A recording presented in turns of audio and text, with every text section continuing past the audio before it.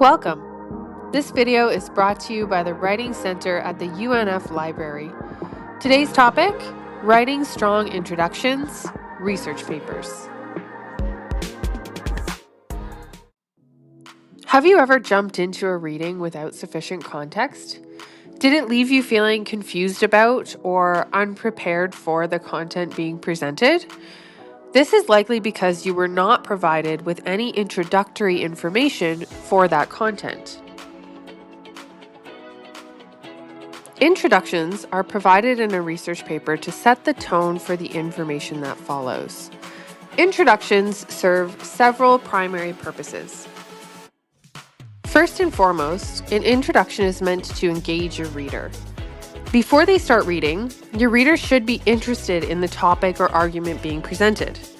In other words, your introduction should provide a compelling enough presentation of information that your audience wants to continue reading. An introduction is also meant to establish some background information about your topic. It gives your audience context for your discussion, setting the stage for the rest of the paper. A strong introduction sets expectations for what is to come in the rest of the paper. It works to provide your reader with a preview of the content and the structure of the information that is to follow. You can think of the introduction as a roadmap. It prepares the reader for what's to come, provides navigation through the content, and helps them to understand why the topic is important. Importantly, introductions also serve to clearly present your thesis, main argument, or controlling idea.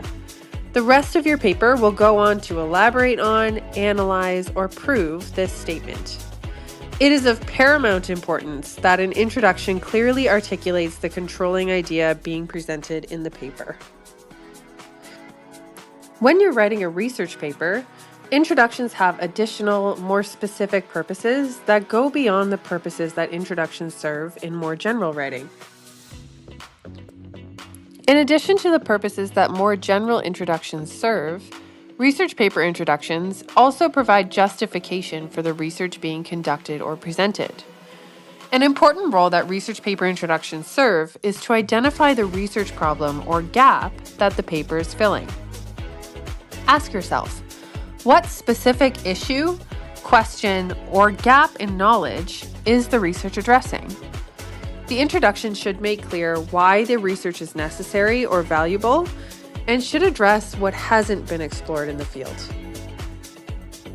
The introduction in a research paper also works to provide a brief overview of relevant literature. A strong introduction situates the current research within the broader scholarly conversation. It may also make note of key studies that exist on the topic to demonstrate how the current research builds on or differs from them. Finally, research paper introductions help to justify the importance of the information being presented in the paper. It works to explain the significance or relevance of the study and tells the audience why the topic matters in a theoretical, practical, or social context. Having a clear understanding of the purpose of research paper introductions allows you to tailor your introductions to achieve these various purposes. Decide which purposes are most important in the context of your research and ensure that, once your introduction is written, it serves the purposes you set out to serve for your introduction.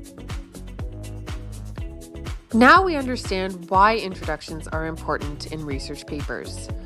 The next thing to think about is how to structure an introductory paragraph to ensure that your opening ideas are presented in a clear and compelling way. Typically, strong introductory paragraphs will move through 5 elements: a hook or opening statement, context and background information, statement of the problem or gaps in research, statement of the purpose or aim of the paper, and presentation of the thesis statement or central claim. The first element of a strong introductory paragraph is usually a hook. This is an opening statement meant to grab your reader's attention and get them interested in the topic being discussed. The goal here is to build your reader's interest. You want your reader to want to keep reading. Your hook should be the opening of your introduction. It could be a question, quote, surprising fact or anecdote, or a bold statement. Use your imagination. The type of hook you choose will depend on the tone of your document and the discipline you're writing within. Next, your introduction should provide some background information and context for your discussion. It is helpful to introduce your research topic more broadly, then narrow the focus. This part of your introduction may include aspects like the historical or theoretical background on the topic, definition of key terms used throughout your discussion, or provide a brief overview of the current state of knowledge on the topic.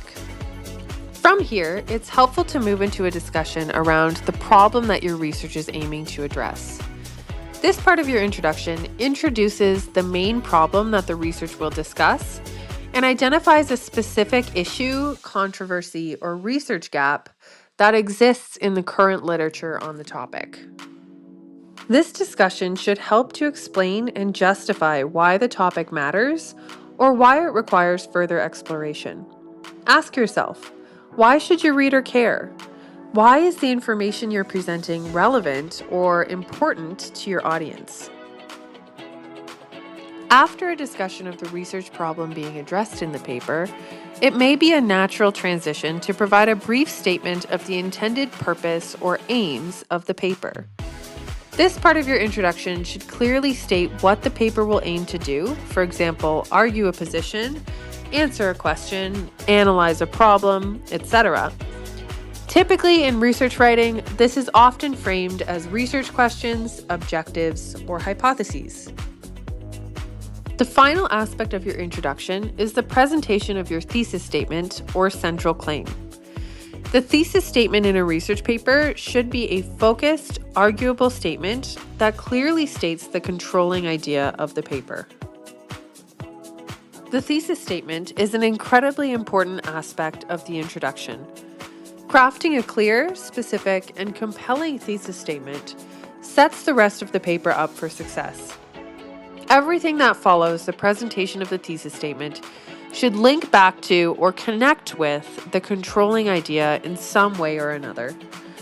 Take care to spend sufficient time developing and structuring this statement carefully. In research papers, sometimes the thesis statement includes a formal statement of findings, goals, or significance. Be sure to craft your thesis statement based on the needs and direction of your research. And don't be afraid to edit the thesis statement as you move through the planning and composition stages of your writing process. Now that we've looked at the structure of a strong research paper introduction, let's take a closer look at it through an example. In this example, we open with a hook, an opening statement that grabs your reader's attention. Then, we provide our context or background information on the topic. Here, we're providing some historical background on international exhibitions, indicating to our reader that the essay will elaborate on this topic. Next, we provide a statement of the problem that the research aims to address. In this case, the problem is identified as the othering of Canadian First Nations people at exhibitions, using examples to show evidence of this problem. Then we state the purpose or aim of the paper, to explore how First Nations culture has been controlled and limited in Canadian history. Finally, we present the thesis statement. Remember, the thesis should be very clear in presenting the argument and should be interesting and/or compelling enough that your reader looks forward to reading the rest of the paper. Overall, the effective incorporation of the elements we just discussed works to build the interest of your reader, establish credibility, and clearly prepare the reader for the following content and purpose of the paper. While many strong research paper introductory paragraphs do include these structural elements, please remember that the elements you will use will vary depending on the purpose or intent of your research paper, the discipline you're writing within, and the audiences you're writing for. This video is meant to act as a guide to help get you started on writing a strong introductory paragraph for your research paper.